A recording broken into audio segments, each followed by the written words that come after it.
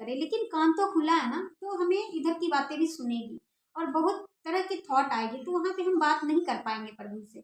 अगर हम किसी से प्राइवेसी बात करते, प्राइवेट बात करते हैं, तो हम साइड चले जाते हैं, वहाँ पे नहीं बातें करते जहाँ पे बहुत शोर हो रही है। तो हम प्राइवेट बातें कर रहे हैं परमेश्वर से, अपनी दिल की गुप्त बातों को कर रहे हैं। तो परमेश्वर कहते हैं कि जब तुम मुझसे प्रार्थना करे, जब तुम मुझसे बात करे, तो द्वार को बंद करना, मतलब थोड़ा डिस्टरबेंस से अलग आना, अपनी फैमिली से या अपने दोस्त मित्र से थोड़ा सा साइड लेके आना, क्योंकि हम दोनों प्राइवेट बातें करेंगे।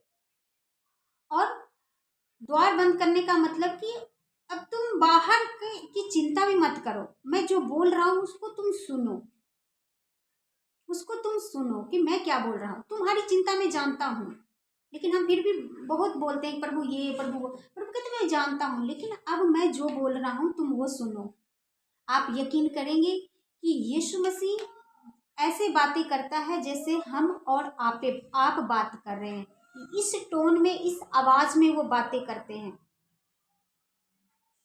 लेकिन अफसोस ये होता है कि हम इन बातों को गवा बैठते हैं, हम अपना ही इतना लेकर के जाते कि हम उनका सुनते ही नहीं है। एक रियल प्रूफ बताती हूँ, हमारी बेटी आयुषी, आपने प्रभु की आवाज सुनी थी? हाँ सुनी थी। कैसी आवाज थी वो, क्या आया था? जब मैं इधर घूम रही थी तो अचानक से राइट कान में आवाज आया था, टूटा हुआ मन था, सोचे अब क्या है क्या नहीं है, कुछ रास्ता दिख नहीं रहा था, तो सडनली मेरे कान में आवाज आया था पंजाब, बस एक ही बार आवाज। वो हल्की सी बातें करता है, ऐसा नहीं कि वो बहुत बातें करते हैं, बहुत बातें करेंगे आपसे, जब आप बहुत गहरी दोस्ती हो जाएगी तब करते हैं। तो ऐसी आवाजें आई, और जब इसने सुना कि ये आवाजें कहाँ से आई, किसकी है, इनको एक, हमें एक अनुभव हो जाता है कि हमारे घर के जो लोग आवाज मारते हैं, हमें पता होता है कि इनकी आवाज की टोन ये है, इनकी वो है, लेकिन ये डिफरेंट आवाजें थी, है ना। तो ऐसी आवाजें मुझे भी बहुत बार आई और मैं भी हैरान हो गई कि ये कैसे हो सकता है कि परमेश्वर सच में बातें करता है। तो और फेथ बढ़ने लगा। और मैं वही आपको बताती हूँ कि जब आप ऐसी प्रार्थना करेंगे कि कमरे में अकेले जाएंगे और बातें करेंगे, वो आपको डराएंगे नहीं, आपको वो इतनी मीठी आवाज़, इतनी प्यार से आवाज़ देंगे, तो आपको लगेगा कि वो मेरा कोई प्रिय है, और वो आपसे बातें करेंगे, शेयर करेंगे। आपको कहाँ चलना है, कैसे चलना है, कहाँ आपको मुश्किल आ रही है, वो हल्की हल्की आपको साइन देते जाएंगे, रास्ता दिखाते जाएंगे, आपको बातें करेंगे, ऐसी ही बातें करेंगे। एक दिन मेरे लाइफ में बहुत मुश्किल आ गई थी, मैं बहुत रो रही थी, मुझे कॉल आया कि मेरे फादर की डेथ हो गई है, और मैं रोती रोती प्रेयर रूम में चली गई कि प्रभु मेरे पिता चले गए। प्रभु ने कहा कि मैं तेरे साथ हूँ।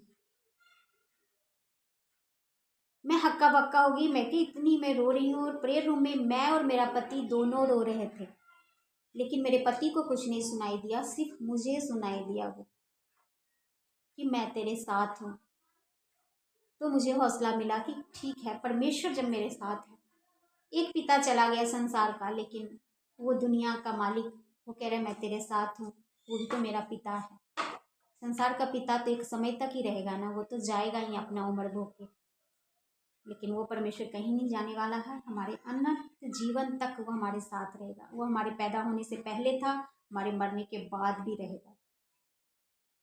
सो ऐसी आवाज़ सच में आते हैं, तो ऐसे आप प्रार्थना करने के लिए बैठे, आप करके देखें, करके देखें, आप कुछ दिन लगातार देखें, परमेश्वर आपसे सच में बात करेगा, डायरेक्ट आपसे बात करेगा, आपको पता चलेगा कि आपका हल कहाँ है, कैसे है ना। और सबसे मेन आपका बाइबल पढ़ना है।